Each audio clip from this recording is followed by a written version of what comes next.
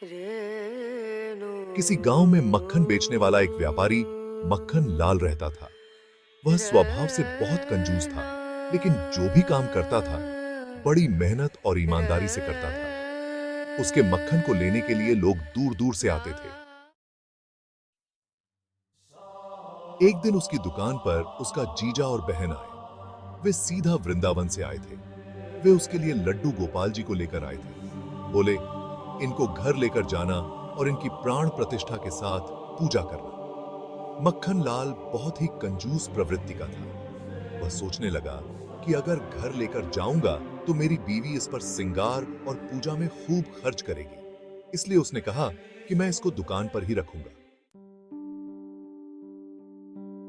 उसकी बहन ने कहा कि तू सुबह जब दुकान पर आया करेगा तो लड्डू गोपाल को दुकान से ही थोड़ा सा मक्खन निकालकर भोग लगा दिया कर। यह सुनकर मक्खन लाल थोड़ा सा हैरान हो गया कि अब इसके लिए भी मुझे मक्खन निकालना पड़ेगा, लेकिन फिर भी उसने अपनी बहन को हां कर दी। अगले दिन जब वह दुकान पर आया तो उसको याद था कि मक्खन का भोग लगाना है, लेकिन वह कहता कि कोई बात नहीं, अभी कल ही तो इसको लाए हैं, मैं अभी 2 दिन बाद लगाऊंगा। उसने कहा, गोपाला, अभी तो तू खाकर आया होगा, मैं 2 दिन बाद तुझे भोग लगा दूंगा। ऐसा कहते कहते उसको 2 हफ्ते बीत गए, लेकिन वह कंजूस मक्खन लाल रोज ही आनाकानी करने लगा। एक दिन जब मक्खन लाल सुबह दुकान पर आया तो उसने देखा आधा मक्खन ही गायब है। वह सोचने लगा, ऐसा कैसे हो गया? माखन कम कैसे हो गया? जितनी बिक्री रोज मक्खन की होती थी, दाम तो उसको उतने मिल गए, लेकिन फिर भी उसके मन में उथल पुथल मची रही। आधा मक्खन कहां चला गया? अब तो रोज का यही नियम हो गया, आधा मक्खन रोज गायब हो जाता था। मक्खन लाल को बहुत चिंता हुई। वह सोचने लगा कि आज रात को मैं दुकान पर ही रुकूंगा और देखूंगा कि मक्खन कौन लेकर जाता है। उस दिन वह दुकान पर ही रुक गया और आधी रात को देखता है कि एक बालक मक्खन के मटके के पास बैठकर दोनों हाथों से मक्खन खा रहा है। मक्खन लाल हैरान हो गया कि यह बालक कहां से आया, कौन इसको लेकर आया, इसके मां बाबा कहां हैं और यह दोनों हाथों से मक्खन खा रहा है जैसे इसी की दुकान हो। उसको बहुत गुस्सा आया। वह जाकर उस बालक को पकड़ता है और कहता है, अब नहीं छोड़ूंगा, पकड़ लिया, अब नहीं छोड़ूंगा। तो वह बालक दोनों हाथों से तब भी मक्खन खाता रहता है। उस बालक ने कहा कि हां हां, छोड़ियो मत।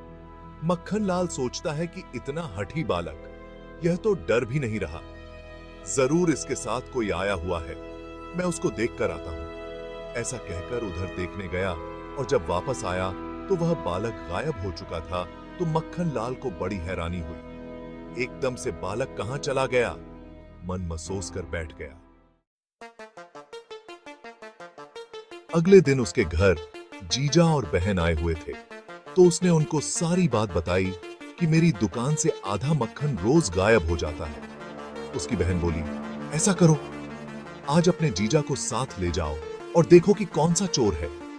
जब रात को जीजा और साला दुकान पर छुपकर बैठकर देखने लगे कि कौन आया है, तभी उन्होंने देखा कि एक बालक मटके के पास बैठकर दोनों हाथों से मक्खन खा रहा था। तभी वह दोनों उस बालक को पकड़ लेते हैं और कहते हैं कि कौन हो तुम, कहां से आए हो और यह मक्खन क्यों खा रहे हो? वह बालक बोला, मैं तो वृंदावन से मक्खन लाल के दुकान की मक्खन की खुशबू के कारण ही तो यहां आया हूं, और तुम लोग मुझे मक्खन खाने से रोक रहे हो। वह और उसका जीजा एक दूसरे का मुंह देखने लगते हैं कि यह क्या लीला है। यह छोटा सा बालक इतनी दूर वृंदावन से मक्खन चोरी करने के लिए आया है। यहाँ है।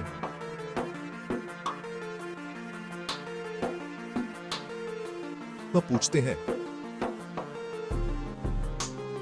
तेरे मैया बाबा कहां हैं? उसने कहा कि वो तो वृंदावन में ही है, मैं तो यहां मक्खन खाने के लिए आया हूं। मक्खन लाल कहता है कि तू तो मेरा घाटा करवा रहा है। वह कहता है कि क्या मक्खन बेचते हुए तुम्हें कभी घाटा हुआ है? तुम्हें तो उतने ही पैसे मिलते हैं। हाँ, ये तो बात सही है। मक्खन लाल सोचता, ये कैसे हो रहा है? मक्खन लाल अपने जीजा को कहता है, उसको पकड़ कर रखिए, मैं इधर उधर देखता हूं। जरूर इसके साथ कोई है। जब वो इधर उधर देखता है तो उसे वहां कोई नहीं मिलता और आकर देखता है कि वह बालक भी वहां नहीं है। जीजा को पूछता है कि बालक कहां गया, तो वह कहता है कि मुझे नहीं पता चला कि वह कहां चला गया।